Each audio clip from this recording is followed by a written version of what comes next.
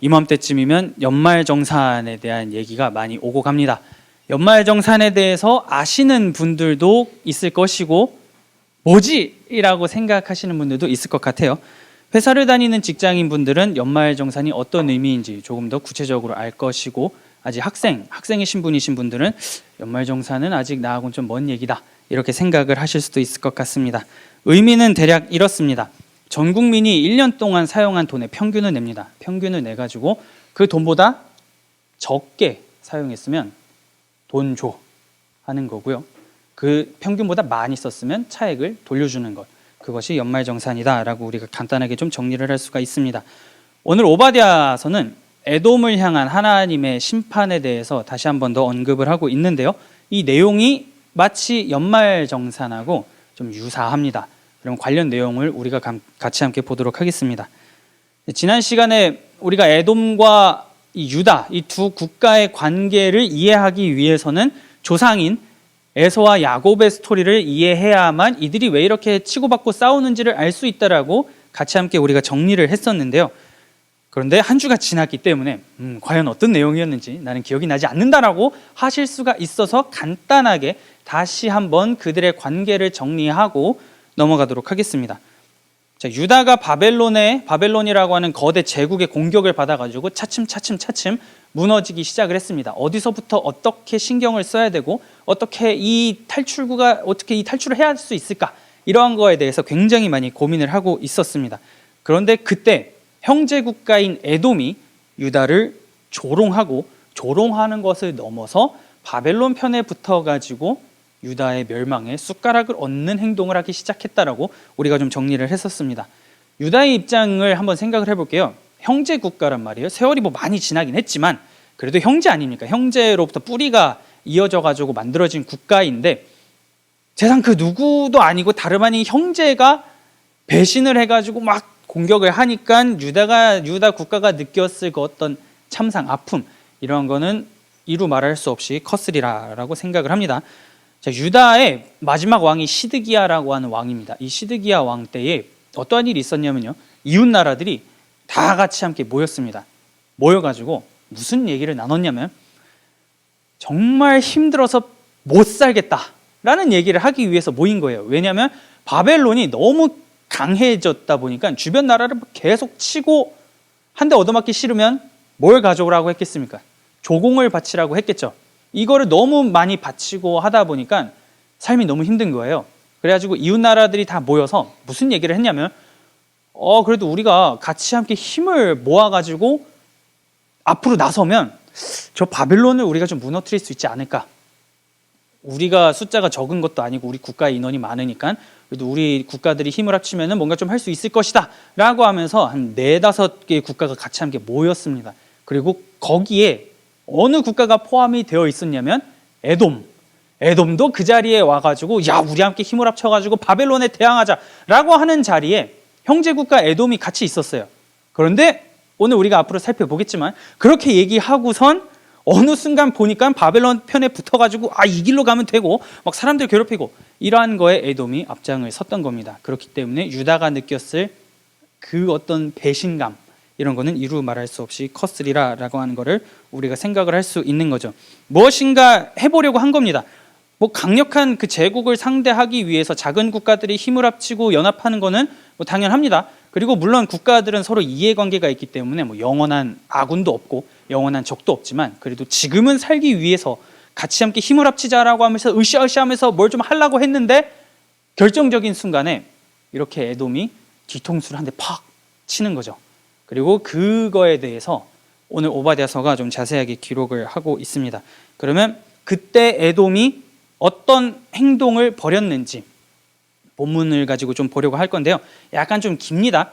11절부터 14절까지를 좀 보도록 할게요. 제가 읽어드리겠습니다. 내가 멀리 섰던 날, 곧 이방인이 그의 재물을 빼앗아가며 외국인이 그의 성문에 들어가서 예루살렘을 얻기 위하여 제비 뽑던 날에 너도 그들 중 한 사람 같았느니라. 내가 형제의 날, 곧 그 재앙의 날에 방관할 것이 아니며 유다 자손이 패망하는 날에 기뻐할 것이 아니며 그 고난의 날에 내가 입을 크게 벌릴 것이 아니며 내 백성이 환난을 당하는 날에 내가 그 성문에 들어가지 않을 것이며 환난을 당하는 날에 내가 그 고난을 방관하지 않을 것이며 환난을 당하는 날에 내가 그 재물에 손을 대지 않을 것이며 내 거리에 서서 그 도망하는 자를 막지 않을 것이며 고난의 날에 그 남은 자를 원수에게 넘기지 않을 것이니라. 뭔가 날이 막 계속 반복이 되고 있죠. 구절이 좀 길었습니다만은 유다가 바벨론을 공격한 그 날에 에돔이 했던 행동에 대해서 지금 쭉 기술을 하고 있는데요. 이 날이 10번 반복이 됩니다. 그리고 환난을 당했다라고 하는 표현은 10번 중에 3번입니다. 굉장히 많이 반복이 되고 나오고 있는 것이죠.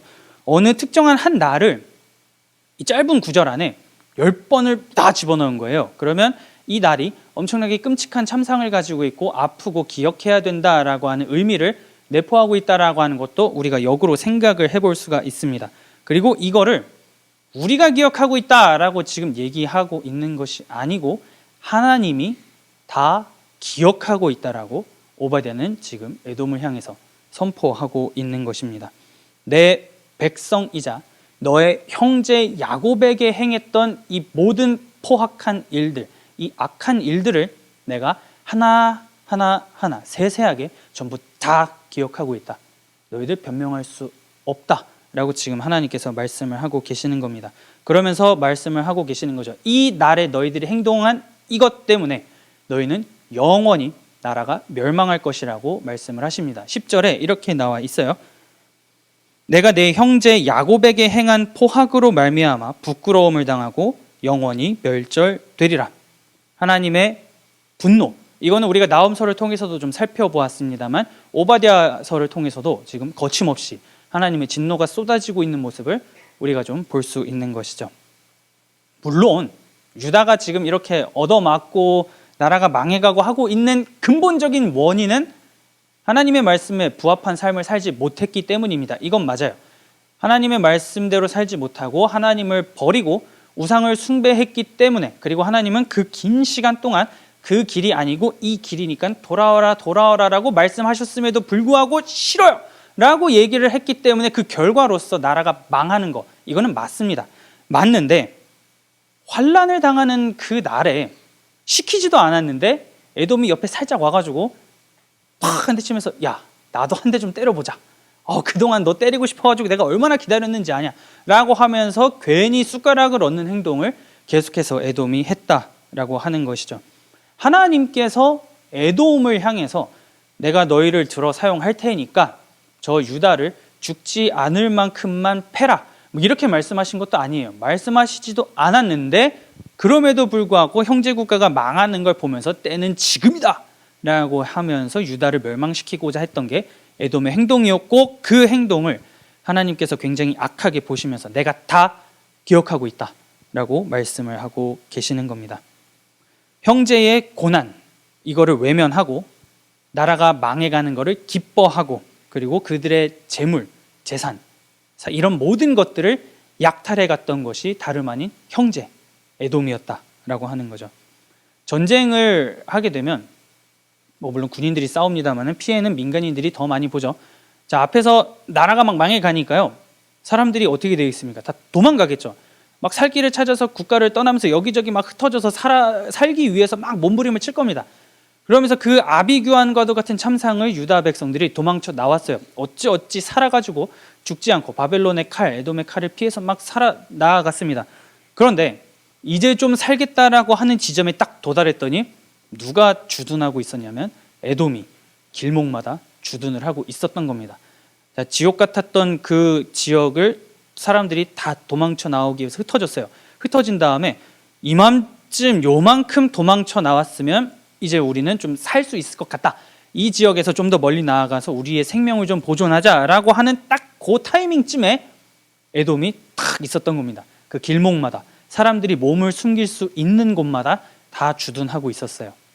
그러면은 자, 도망친 유다 백성의 입장에서 생각을 해볼게요. 막 정신없이 도망쳐가지고 딱 봤는데 저기 에돔의 군대가 서 있는 겁니다. 여러 가지 복합적인 생각이 들었겠죠. 우리를 도와주려고, 그래도 형제니까 그래도 우리는 좀 살려주지 않을까, 이런 생각을 했을 수도 있고, 이제 다 끝났다라고 생각을 할 수도 있습니다. 에돔이 어떻게 행동을 했냐면 그렇게 도망쳐 나온 사람들, 민간인들 있잖아요. 다 붙잡습니다. 붙잡아가지고 바벨론의 포로로 넘겨버립니다. 우리가 얘네들 다 잡았어요. 우리 잘했죠. 도망치던 놈들 다 잡아가지고 당신들의 국가의 인력으로, 노예로 바칩니다. 우리 정말 잘했죠. 이러한 행동을 다름 아닌 형제 국가인 에돔이 한 겁니다. 그러면 어떻게든 살아남기 위해서 도망치고 있는데 마치 에돔은 자기네를 독수리처럼 비유를 하거든요. 남은 자를 찾기 위해서 독수리가 하늘에서 계속해서 날아다니다가 먹잇감을 포착하자마자 바로 내려가가지고 사냥하는 그러한 행동을 이들이 한 겁니다. 유다 백성의 입장에서 그거를 경험했다고 생각을 해보세요. 나라는 다 불탔고 성은 무너지고 사랑하는 사람들 다 죽었고 내가 가진 것 전부 다 잃었습니다. 간신히 목숨 하나 건졌는데 어떻게든지 살아남기 위해서 아등바등하면서 그 지옥을 빠져나왔는데 다시 포로로 붙잡혀가지고 바벨론에 팔려 넘어가는 거예요. 그거를 다른 이방 민족이 했으면 뭐 열은 받지만 가슴이 아프지만 그 선에서 끝날 수 있는데 어떻게 이 사람들이 우리에게 이럴 수 있느냐라고 하는 그 원망은 엄청났겠죠. 에돔이 그런 짓을 행했기 때문에. 그렇기 때문에 이 포로로 잡혀간 이들이 다른 어느 국가도 아니고 에돔을 굉장히 강력하게 원망을 하는 겁니다. 시편 137편 7절 우리가 지난주에도 봤었는데요. 이렇게 언급을 하는 겁니다. 여호와여, 예루살렘이 멸망하던 날을 기억하시고 에돔 자손을 치소서. 그들의 말이 헐어버리라 그 기초까지 헐어버리라 하였나이다. 이러면은 이제 시편 137편에서 왜 에돔이 나왔는지를 우리가 좀 생각을 해볼 수가 있겠죠. 얼마나 분노했고 얼마나 충격이 컸으면 수많은 국가들이 있음에도 불구하고 에돔을 치소서라고 하나님 앞에서 울며 항변했겠습니까? 이들의 민족이 느꼈던 그 고통이 이루 말할 수 없이 컸었다라고 하는 것을 우리가 보게 되는 겁니다. 바벨론의 군대 속에서 예루살렘을 쳐가지고 같이 물건을 빼앗고 약탈하는 것도 모자라가지고 도망친 민간인들을 다 잡아가지고 갖다 팔아버렸죠. 그렇기 때문에 이들은 계속해서 하나님 앞에서 울면서 고백을 하는 겁니다. 도대체 언제 이들을 벌하실 겁니까? 우리의 아픔과 고통을 언제까지 지켜보고 계실 겁니까? 진짜 너무 힘듭니다. 에돔이 이런 일을 행했습니다. 하나님 좀 어떻게 좀 해주십시오라고 잡혀간 이들이 바벨론 강가에 앉아 울면서 하나님 앞에 호소하고 있는 겁니다. 그리고 하나님께서는 오바댜 선지자를 통해서 지금 응답을 해주고 계시는 겁니다. 전부 다 안다. 그리고 내가 하나하나 다 이들에게 그대로 쏟아부을 것이다 라고 하나님이 말씀을 하고 계시는 것이죠. 우리가 지난주에도 살펴보았다시피 에서의 자손들 에돔이 이렇게 강력한 국가가 될 수 있었던 근본적인 원인은 하나님이었다라고 하는 것을 살펴봤습니다. 그들이 살아갈 수 있는 장소를 주었죠. 동서남북이 완전히 천혜의 요새처럼 다 둘러싸여 있었고 교통과 문물의 중심지 그 교차로가 지나갔습니다. 그래서 나라가 굉장히 발전했었다라고 하는 것을 우리가 좀 보았어요. 그런데 그렇게 할 수 있었던 이유는 다름 아닌 하나님께서 그들에게 그 땅을 허락하셨기 때문이다라고 한다라고 하는 걸 우리가 성경을 통해서 보았습니다. 그러면 같은 형제 국가인 에돔으로서 해야 할 일이 뭐였겠습니까? 하나님이 이 땅을 우리에게 주셨으니 뭔가 좀 잘 해보고 하나님을 좀 생각을 해봐야겠다라고 하는 거를 조금이라도 느끼고 행동으로 실천을 했어야 했지만 이들은 전혀 그렇게 하지 못했다라고 하는 겁니다. 줄 것 다 줬더니 그리고 커질 때까지 다 기다려주면서 모든 걸 다 지원해줬더니 등 뒤에다가 칼을 빡 꽂는 게 지금 이 상황 가운데에서 에돔이 했던 행동이었다라고 하는 거죠. 어떻게 너마저 그럴 수 있냐? 이 환란의 날 가운데에 어떻게 너마저 그럴 수 있냐라고 지금 하나님께서는 오바댜 선지자를 통해서 절규하고 계시는 겁니다. 셰익스피어의 희곡 중에서 로마의 황제 카이사르가 친구 브루투스에 의해서 암살당할 때 했던 말이 있었죠. 브루투스, 너마저 라고 얘기를 했습니다. 물론 실제 상황에서 그 사람이 그렇게 얘기했는지는 알 길이 없습니다만 그 너마저 라고 하는 그 외마디 비명, 그 한마디 속에 모든 감정이 응축돼 있다라고 하는 것은 우리가 좀 알 수가 있죠. 하나님께서 동일하게 말씀을 하고 계시는 겁니다. 어떻게 에돔, 너마저 그런 행동을 할 수가 있냐? 라고 하면서 하나님께서 말씀을 하고 계시는 겁니다. 내가 너희 국가에 얼마나 많이 잘해줬는데 그래도 형제 국가라고 얼마나 많이 챙겨주고 여기까지 성장할 수 있도록 도와줬는데 어떻게 너희들마저 그렇게 행동할 수 있냐? 라고 지금 하나님이 말씀을 하고 있는 겁니다. 단순히 유다를 공격하는 것을 넘어서 이들을 지키고 보살피고 뒤에 계신 하나님을 향해서 칼을 빼들고 돌격 앞으로를 한 것이 에돔이기 때문에 하나님께서는 이 상황을 더는 좌시하지 않겠다라고 말씀을 하고 계시는 겁니다. 그래서 이렇게 쭉 에돔의 심판에 대해서 하나님께서 막 언급하신 다음에 뒤이어서 무엇을 언급하시냐면요, 유다의 회복을 언급하십니다. 때릴 만큼 에돔을 다 때렸습니다. 그러면은 뭘 해야 될까요? 이제 상처받은 사람들 위로해 줘야 되잖아요. 그래서 오바댜서 후반부부터는 이스라엘, 유다를 어떻게 회복시킬 것인지에 대해서 하나님께서 쭉 말씀을 하기 시작을 하십니다. 야곱과 요셉, 이거는 북이스라엘과 남유다라고 생각을 하시면 됩니다. 결국에는 하나님의 백성이죠. 하나님의 백성이 불과 불꽃이 되어가지고 지푸라기인 에돔을 전부 다 불태우게 될 것이라고 하나님께서 말씀을 하십니다. 그런데 말만 그렇지 여러분 지금 상황을 한번 생각해 보세요. 누가 불꽃이고 누가 지푸라기입니까? 이 상황 가운데에서 지푸라기는 오히려 유다고 불꽃은 에돔입니다. 그러니까 환란의 날에 하면서 계속 반복하는 거잖아요. 그럼에도 불구하고 하나님은 약속하시는 겁니다. 그 날에, 그때가 되면 모든 상황이 역전이 되어서 너희들이 오히려 에돔을 심판하게 될 것이다. 에돔은 지푸라기처럼 변할 거다. 걔네들이 가지고 있는 거 내 앞에서 전부 다 아무런 소용이 없다라고 하나님께서 말씀을 하고 계시는 겁니다. 이 모든 상황을 다 역전시킬 것이다. 그리고 이 날은 우리가 지금 선지서를 통해서 계속해서 쭉 보았던 바로 그날, 여호와의 날입니다. 여호와의 날에 모든 것을 다 돌이키겠다라고 하나님께서 말씀을 하고 계시는 겁니다. 그렇기 때문에 지금은 상황이 별로 좋지 않잖아요. 지금은 환란의 날이고 재앙을 만나는 날입니다. 고난의 날이에요. 그런데 그때가 되면 모든 것을 하나님이 역전시킴으로써 끝까지 자기 백성을 이 손에 딱 붙잡고 놓아버리지 않는 분이 하나님이시다라고 하는 것을 오바댜 선지자를 통해서 하나님은 말씀을 하고 계시는 겁니다. 다시 말하면 누구도 하나님의 손에서 하나님의 백성을 빼앗을 수 없고 멸망시킬 수 없다라고 하는 강한 의지가 오늘 본문 가운데에서 나타나게 되는 겁니다. 하나님께서는 일찍이 아브라함이라고 하는 사람을 통해서 이런 약속을 하셨어요. 창세기 12장 3절에 이렇게 얘기를 합니다. 너를 축복하는 자에게는 내가 복을 내리고 너를 저주하는 자에게는 내가 저주하리니 땅의 모든 족속이 너로 말미암아 복을 얻을 것이라 하신지라. 이 본문을 가지고 오늘 이 본문 가운데 나타난 에돔이 했던 행동을 딱 조사를 해보면, 대입을 하면 전자보다는 후자죠. 너를 저주하는 자에게는 내가 저주하겠다라고 하나님께서 아브라함과 약속을 하셨습니다. 그런데 지금 오늘 본문 가운데에서 동일하게 언급하고 계시는 하나님의 모습을 우리가 볼 수 있죠.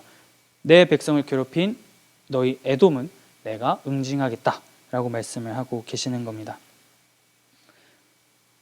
하나님께서 이렇게 우리가 좀 생각을 해볼 수 있을 것 같아요. 뭔가 안 좋은 일을 당했어요. 안 좋은 일을 유다가 지금 당한 거잖아요. 그러면 되게 간단하게 언급을 하고 넘어가면 그만입니다. 뭐 예를 들어서 환란의 날에 너희가 그렇게 하면 안 됐다 라고 딱 이렇게 짧게만 말씀하시고 지나가셔도 됨에도 불구하고 우리가 11절부터 14절까지를 보았죠. 날이 10번이나 반복이 되면서 그 너희는 정말 이렇게 하면 안 됐다라고 하나님이 계속해서 많이 반복을 합니다. 그러고 그렇게 자세하게 말씀하시는 걸 통해서 우리는 다른 무언가를 발견할 수 있는 겁니다. 단순히 멀찍이서 그냥 지켜만 보면서 그 백성이 고통당하고 무너지는 거를 지켜만 보면서 야 니네가 그러면 안 됐어 라고 하시는 게 아니라 마치 바로 옆에서 같이 고통을 겪으시고 눈물을 흘리시고 일을 가시는 그러한 하나님의 모습을 우리가 오늘 11절부터 14절까지를 통해서 보게 되는 겁니다. 그냥 멀찍이서 제3자의 입장에서 내 백성의 아픔을 말씀하시는 것이 아니고 그거 내가 다 같이 경험했거든.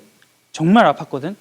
너희도 이제 한번 그게 무엇인지, 그 아픔이 무엇인지 내가 이제 곧 맛보게 해줄게 라고 하면서 백성의 그 고통과 아픔을 세세하게 기억하시고 생생하게 말씀하시는 그러한 하나님의 모습을 우리가 보게 되는 겁니다. 너희가 저지른 그 모든 죄악은 그 날에, 그때에 내가 반드시 정산하겠다 라고 하나님께서 말씀을 하고 계시는 것이죠. 심판하겠다 라고 하는 겁니다. 그렇기 때문에 아브라함에게 주셨던 그 말씀, 너를 축복하는 자에게 내가 축복하고 너를 저주하는 자에게 내가 저주하겠다라고 하는 이 약속은 오늘날 우리들에게도 유효한 겁니다. 그리고 우리가 붙잡아야 할 하나님의 흔적이다라고 하는 것이죠. 그렇게 약속하신 아브라함과 야곱과 이삭의 하나님을 내가 기다리겠습니다 라고 하는 것이 오늘 우리들에게 필요한 겁니다. 지금 내가 살고 있는 모든 세계가 붕괴되었고 하나님이 우리를 버리셨다는 확신이 이들도 엄청 강했겠죠. 나라가 아예 무너지고 성전이 막 불타고 있는데 하나님은 아직 우리 사랑해, 이런 생각 전혀 못하겠죠. 와, 진짜 우리 끝났다, 이대로 우리의 인생은 전멸이구나 라는 생각만 했을 겁니다. 오죽했으면 우리들을 바라보면서 에돔이 저렇게 비웃을까, 정말 너무 마음이 아프다 라고 할 정도로 그 정도의 아픔이 이들에게 강했을 거예요. 그러면 뭐가 없어지겠습니까? 희망이랑 소망이 완전히 없어지겠죠. 우리에겐 이제 소망이 없다라고 이들은 생각했을 겁니다. 끔찍한 그 재앙 속에서 어떻게 할 수가 없잖아요. 국력이 약하고 하나님의 말씀에 어긋난 삶을 살아서 받는 심판이에요. 뭘 어떻게 뒤집을 수 있는 능력이 없습니다. 그저 입술만 깨물고 눈물만 흘리면서 지금의 상황을 바꿀 수 없는 그 상황에 한탄할 뿐이에요. 살아서 뭐 하겠습니까? 도망치면 뭐예요? 에돔이 거기 다 주둔해가지고 한 사람 한 사람 다 잡아가고 있는 상황에서 살아날 길이 없잖아요. 완전히 사면초가인 상황 가운데에서도 지금 하나님께서는 오바댜 선지자를 통해서 말씀하고 계시는 겁니다. 그들의 범죄를 보시면서 분노하셨고 하나님께서 반드시 보복하시겠다라고 말씀을 하고 있는 이것을 통해서 유다인들에게, 포로로 잡혀간 이들에게, 무너진 이들에게 하나님께서 약속하시는 겁니다. 내가 누구인지 너희는 다시 기억을 하고 포로로 끌려간 상황이라 할지라도, 암담한 상황일지라 하더라도 내가 앞으로 이루어낼 것을 너희는 믿음으로 받아들이고 내가 어떤 분인지 너희는 기억해야 된다라고 하는 그 말씀을 하나님께서는 계속 주고 계시는 겁니다. 그 날, 언제인지 모르는 그 날이지만 그날 하나만 바라보고 희망을 가지라 라고 하나님께서 말씀을 하고 계시는 거죠. 그렇기 때문에 시편 137편, 우리가 아까 봤던 그 시편에서 하나님을 향해서 이들이 울었던 겁니다. 찾지 않아도 되잖아요. 나라가 망했기 때문에 야, 이제 그냥 하나님과의 관계 청산해도 되겠다라고 생각했음에도 불구하고 굳이 하나님을 향해서 울었던 것이 포로로 잡혀간 이들이었습니다. 아직 그래도 마음 가운데에 하나님께서 반드시 무언가를 바꾸겠다라고 하는 희망 가운데에 하나님을 붙잡고자 하는 이들의 모습을 우리가 보게 되는 거죠. 자, 바벨론에 의해서 나라가 망해갈 때 유다를 돕지 않고 오히려 바벨론을 도와서 나라의 패망을 가지고 오게 하고 고통을 외면하고 비웃었던 국가가 에돔이었다라고 하는 것을 우리가 정리를 했습니다. 그리고 그 에돔을 향해서 하나님은 강도 높은 심판의 메시지를 지금 선포하고 계시는 것도 우리가 오늘 보았어요. 형제의 고통을 외면했고 하나님께서 주신 그 복, 은혜가 오히려 교만의 원천이 되어서 내가 독수리고 내가 누구보다 높이 날고 있기 때문에 그 누구도 우리를 잡을 수 없어 라고 하면서 외쳤던 것이 에돔이었습니다. 누가 이렇게 높이 날아가고 있는 우리를 땅바닥으로 끌어내리겠냐 라고 하면서 하하하 하고 있을 때 오늘 이 오바댜서를 통해서 하나님은 말씀하시는 겁니다. 그 높이가 얼마나 되었든지 너희가 어디에 있든지 내가 끝까지 쫓아가서 너희보다 높은 곳에서 밟아 없애버리겠다. 날개를 꺾어서 추락하는 기분이 무엇인지 알려주겠다라고 하나님은 오바댜를 통해서 지금 말씀하고 계시는 겁니다.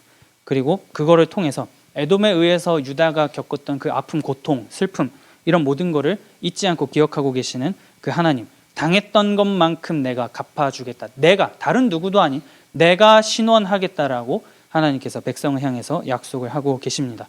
그러면 어떻게 되었을까? 일단 오바댜가 실컷 선포했잖아요. 니네 이렇게 다 망할 거고 여호와의 날에 완전히 너네 이렇게 무너질 거야 라고 오바댜가 실컷 선포를 했는데 안 무너지면 섭섭하죠. 자, 포로 귀환하고 나서 이스라엘 백성들이 포로로 귀환하고 난 이후에 하나님 백성으로서 이제 공동체를 이루면서 살아가던 시절에 활동했던 선지자 중에 말라기라고 하는 선지자가 있습니다. 구약성경 제일 마지막 책이죠. 말라기 1장 4절에 이렇게 언급을 합니다. 에돔은 말하기를 우리가 무너뜨림을 당하였으나 황폐된 곳을 다시 쌓으리라 하거니와 나 만군의 여호와는 이르노라. 그들은 쌓을지라도 나는 헐리라. 사람들이 그들을 일컬어 악한 지역이라 할 것이요 여호와의 영원한 진노를 받은 백성이라 할 것이며, 뭔가 하나님께서 에돔을 향해서 무언가 심판을 했다라고 하는 것을 우리는 말라기 선지자의 내용을 통해서 볼 수가 있습니다. 자, 시편 137편 7절에서 우리가 다시 기억을 해보면 에돔이 유다가 무너질 때 헐어버리라 헐어버리라 기초까지 헐어버리라라고 조롱했다라고 하는 것을 우리가 아까 전에 말씀을 통해서 살펴보았어요. 그런데 오늘 이 말라기 1장 4절에서도 하나님께서 동일하게 말씀하시죠. 니네가 아무리 쌓아도 내가 헐어버릴 거야. 그들이 조롱했던 그 말을 그대로 되돌려주면서 내가 너희를 이렇게 만들었고 내가 너희를 이렇게 무너뜨릴 거다 라고 하나님께서 말씀하는 것을 우리가 보게 됩니다. 그리고 이거를 통해서 오바댜 선지자를 통해서 약속하셨던 것을 이 말라기 시대에 이르러서 이루셨다라고 하는 것 또한 오늘 우리가 본문을 통해서 보게 되는 것이죠. 그러하기 때문에 하나님께서는 하나님의 자녀가 아픔을 겪고 고통을 겪고 이러한 거를 제3자처럼 멀찍이 뒤에서 바라보시면서 알아서 잘해봐 라고 하시는 분이 아니라고 하는 것 또한 우리가 오늘 이 본문을 통해서 보게 되는 겁니다. 물론 아무리 외쳐도 하나님이 부재한 것 같고 계시지 않는 것 같고 정말 이 기도를 듣고 계시는 게 맞는가라고 하는 생각이 우리 가운데 자연스럽게 올라와요. 이거는 사람이기 때문에 어쩔 수 없어요. 그런데 우리가 기억해야 될 거는 그렇게 우리가 엎어지고 마음 아파하는 그 상황 가운데에서 같이 아파하시고 울고 계시는 분이 하나님이시다. 다 기억하고 계시다라고 하는 것을 우리가 삶을 살아가면서 잊지 않을 수 있으면 좋겠습니다. 그리고 동시에 하나님께서는 우리에게 딱 이것 하나를 요구하시는 겁니다. 기다리라. 그 날이 올 때까지 기다리면서 살아가라.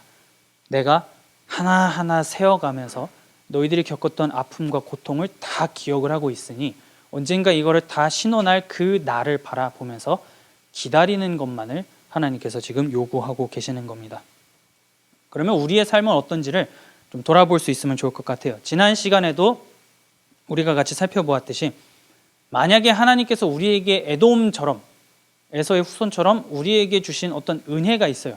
복이 있는데 그게 하나님을 바라보고 하나님께 경외하는 데에 사용되는 것이 아니고 오히려 에돔처럼 막 교만, 비웃고 조롱하고 이런 쪽으로 내가 사용하고 있었다면 어떻게 해야 되겠습니까? 당연히 엎어져야죠. 하나님 앞에 엎어지고 주께서 주신 은혜가 교만의 원천이 되지 않을 수 있도록 도와주십시오라고 하는 것이 우리에게 필요합니다.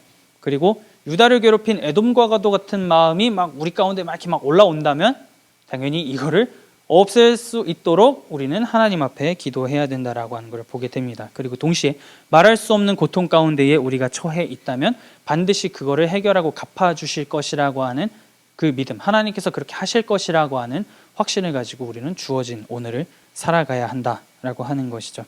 아픔에 공감하시고 기억하시고 정산하겠다라고 하는 하나님의 손길을 우리는 신뢰할 수 있어야 한다라고 하는 겁니다. 하나님께서 하나님의 백성에게 요구하시는 기준이 있어요. 포스트 크리스텐덤 시대에 우리가 어떻게 살아가야 될까를 좀 생각을 하다 보면 답은 명확합니다. 하나님께서 하나님의 백성에게 요구하신 게 있죠. 하나님을 사랑하고 이웃을 사랑하라. 예수님을 통해서 얘기했습니다. 물론 그 당시에 뭔가 이웃을 사랑하고 하나님의 말씀을 따르는 것은 딱 이렇게 압축할 수 있어요. 고아와 과부와 노인들, 사회적인 약자를 돕고 그들이 살아갈 수 있게끔 뭔가 너희들이 조치를 취해야 하는 것, 그 3대 약자들을 돕는 것이 너희들이 해야 할 일이다라고 하나님께서는 말씀을 하셨습니다. 그리고 그렇게 살지 않았다는 것은 우리가 선지서를 통해서 쭉 많이 보았죠. 오늘날 우리에게도 이 사명, 이 말씀은 동일하게 적용이 됩니다. 내가 있는 장소에서, 내가 서 있는 곳에서 나는 하나님을 사랑하고 이웃을 사랑하는 삶을 살고 있는가? 라고 하는 것도 우리가 돌아볼 수 있으면 좋겠습니다. 만약에 우리가 그렇게 살아가면서 이 세상 가운데에서 그리스도인이라고 하는 증거를 가지고 살아간다면 모든 것을 정산할 그날에 하나님은 우리에게 이렇게 말씀하시겠죠. 잘하였다. 착하고 충성된 종아. 받은 만큼 열심히 살았구나. 나의 은혜가 무엇인지 너는 깨닫고 있었구나. 라고 말씀하시겠지만 에돔처럼 우리가 쭉 살다가 그 날이 갑자기 도둑같이 닥쳐왔을 때는 하나님께서 뭐라고 말씀하시겠습니까? 주었더니 이렇게 살았냐? 심판의 날이다. 정산하자. 라고 하나님께서 말씀을 하시겠죠. 그렇기 때문에 우리가 하나님의 진노를 맞닥뜨리지 않기 위해서는 하나님이 물론 사랑의 하나님이시기도 하지만 동시에 공의의 하나님이다라고 하는 것도 기억하면서 주어진 삶을 하나님의 백성답게 살아가는 그 노력이 우리의 삶 가운데에서 필요합니다. 그렇기 때문에 지금 당장은 뭔가 그분의 손길이 보이지 않는 일대기를 걸어가고 있는다 할지라도 우리의 소망은 하나님께 있다라고 하는 것, 이거 하나는 우리가 이 인생을 살아가면서 어떤 상황에 처해 있든지 꼭 기억할 수 있으면 좋겠습니다. 하나님은 반드시 하나님의 시간과 그 때에 맞게 움직이시고 일하시고 말씀하십니다. 그리고 그 때가 올 때까지 기다리라고 하는 것을 우리에게 요구하십니다. 에돔이 오바댜가 선포한 그 말씀이 말라기 시대에 이루어졌던 것처럼 차근차근 이루어 가십니다. 그 때에 살아가는 우리가 이 세상을 살아갈 때 제가 기다리겠습니다. 하나님께서 일하시고 하나님께서 능력을 베푸실 그날을 바라보며 살아가겠습니다. 그리고 하나님께서 그 모든 것을 정산하실 그 날에 잘하였도다 착하고 충성된 종아 라고 하는 그 말을 들으며 살아갈 수 있도록 인도하여 주시옵소서 라고 하는 것을 기억을 하면서 하나님께서 우리의 그 모든 것을 역전시킬 그 날, 여호와의 날, 최후 승리, 예수 그리스도의 재림 이런 것들이죠. 이 날이 올 때까지 그 모든 것이 뒤바뀔 그 날까지 아무리 눈물을 흘린다 하더라도 내가 주의 자녀답게 살아가겠습니다라고 결단하면서 그 정산의 날을 우리는 두려움이 아니고 기대하며 나아가는 자들입니다. 그렇기 때문에 그 정산의 날까지 내가 기대하면서 주의 자녀로 살아갈 수 있게 하여 주시옵소서 라고 하는 믿음을 가지고 하루하루 살아갈 수 있는 저와 여러분들이 될 수 있기를 마음 다해 축복합니다.